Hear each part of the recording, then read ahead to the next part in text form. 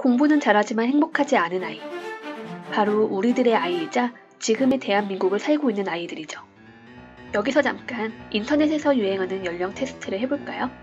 이걸 알면 최소 90년대생, 이걸 알면 최소 80년대생, 이걸 알면 최소 70년대생.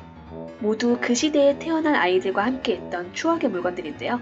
하지만 지금의 아이들이 자랐을 때 저 추억의 물건들 자리에 학원 이름이 대신 들어가 있을지도 모르겠습니다. 왜냐고요? 지금의 우리 아이들은 모두 학원에 있기 때문이죠.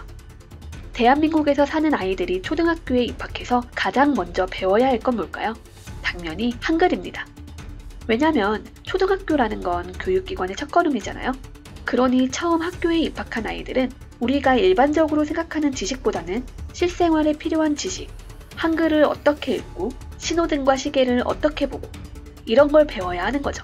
그런데 2017년 전까지 초등학교에서는 한글 읽기를 단 4주만 가르쳤습니다. 한국 아이들이 머리가 다 특출나게 똑똑해서일까요?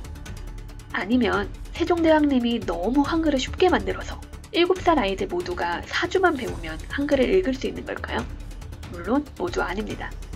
초등학교 1학년 교실에서 한글을 4주만 가르치는 이유는 이미 대다수의 아이들이 초등학교 입학 전에 한글을 배우고 와서입니다.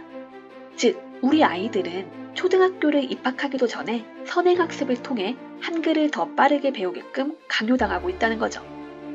대체 무엇이 초등학교 입학도 하기 전인 아이들마저 공부하게 만들었을까요? 한국은 교육열이 뛰어나기로 유명한 나라입니다.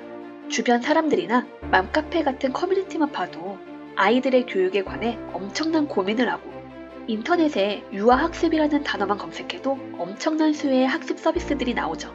영어 유치원은 너무 흔한 이야기가 되어버렸고 이제는 4살, 5살부터 유아 영어 학습을 시작하고 있습니다. 그런데 부모들이 이렇게 아이에게 공부를 시키려는 건 과연 아이가 괴롭길 바래서일까요? 부모가 아이가 잘못되라고 이렇게 공부로 몰아넣는 걸까요?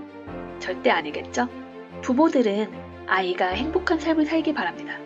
그리고 그런 부모들이 아이들을 어릴 때부터 공부하게 하는 건 내 아이의 행복을 위해서는 반드시 공부가 필요하다고 생각하기 때문이죠. 왜 부모들은 아이의 행복에 공부가 꼭 필요하다고 생각하는 걸까요? 이 질문에 대한 답은 공부를 하고 있는 아이들에게서 들을 수 있습니다. 왜 공부를 해야 하는지 아이들에게 질문을 했을 때 어떤 대답이 나왔을까요? 해야만 하니까, 부모님이 원하시니까, 남들도 하니까, 그리고 나중에 잘 살기 위해서, 경쟁에 뒤지지 않기 위해서, 사회적으로 인정받기 위해서, 즉 아이들도 이미 경쟁에 뒤처지지 않고 사회적으로 인정받으며 잘 살기 위해서는 공부가 중요하다고 인식하고 있는 거죠. 대체 왜 학부모도 아이들도 공부를 잘 해야만 잘 살 수 있다고 믿는 걸까요? 이 질문에 대한 답은 단 한마디입니다. 좋은 대학. 공부를 잘 해야 좋은 대학을 갈 수 있고 좋은 대학을 나와야 좋은 직장에 들어가고 좋은 직장에 들어가야 행복할 수 있다. 이게 바로 부모님들, 그리고 그 부모님들에게 배운 아이들, 그리고 한국 사람들의 보편적인 생각인 겁니다. 그리고 이제는 한국의 일자리 양극화가 점점 심해짐에 따라 좋은 직장을 가기 위해서가 아닌 나쁜 직장에 가지 않기 위해서 좋은 대학과 공부가 더 절실해지고 있는 상황이죠.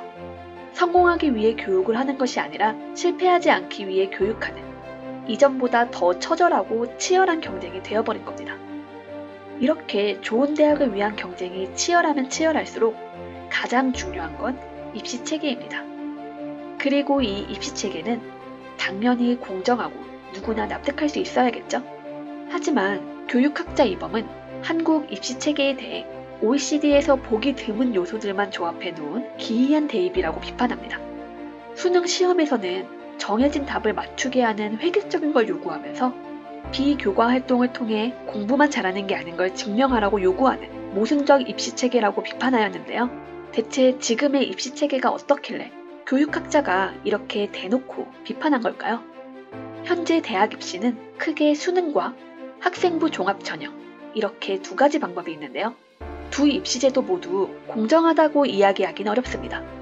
왜냐면 부모가 아이들에게 어느 정도 투자할 수 있느냐에 따라 결과가 정해지는 것과 마찬가지거든요. 수능은 기본적으로 여러 개 보기 중 답을 골라야 하는 시험입니다. 창의적이고 논리적인 사고보다는 지식과 암기에 기반하므로 누가 더 많은 시간을 공부에 쏟을 수 있는지와 누가 잘 가르치는 비싼 선생님에게 수업받을 수 있는지에 따라, 즉 공부 여건이 어떠냐에 따라 결과가 다르게 나올 수밖에 없습니다. 결국 있는 집 아이가 더 유리할 수밖에 없죠. 이에 더해 수능이 획일화된 지식만을 요구한다는 비판에 의해 나오게 된 학생부 종합전형, 즉 학종은 오히려 모두를 더 힘들게만 하고 있습니다. 오죽하면 고3 학생이 학종을 폐지해달라고 국민청원을 넣기도 하였는데요.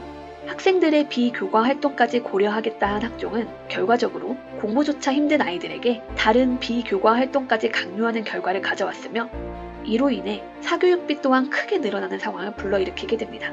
학부모들이 사교육을 통해 학종에 맞는 스펙을 준비하게 된 거죠.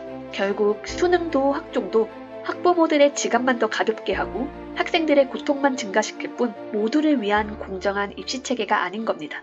그저 있는 집 아이들이 좋은 대학을 가기 더 쉽게 만들어진 모순적인 제도들일 뿐인 거죠. 결국 한국의 교육은 아이들에게 지식과 기술을 가르치고 인격을 길러주는 역할이 아닌 좋은 대학이라는 하나의 목표를 위해 학부모의 재력과 아이들의 고통을 바탕으로 모두가 치열하게 경쟁하는 싸움터가 되어버린 상황인 거죠.